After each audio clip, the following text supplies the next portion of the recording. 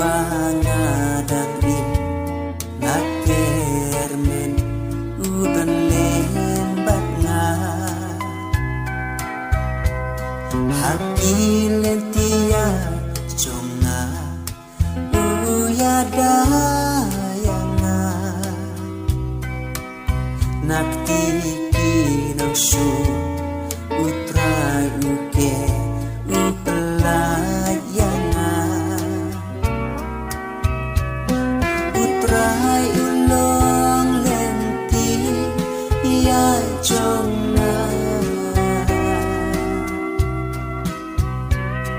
baka jungshaya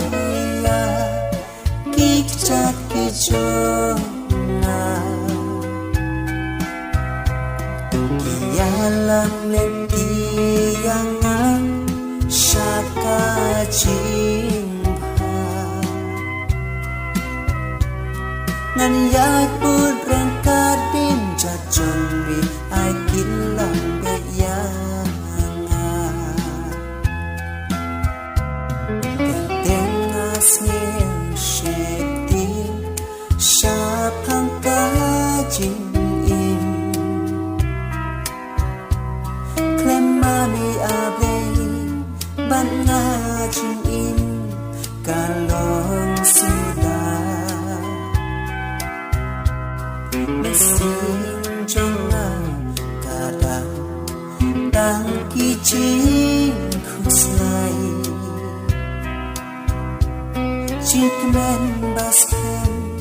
hae ngan shin mentang ayai am utrai ulong lenti yai jonga baka jungshaya kikchat kijonga kiyalang lenti yang syaka jimha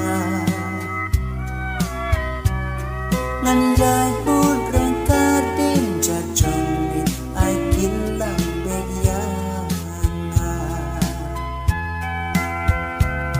ngan yai put rengkadin jajong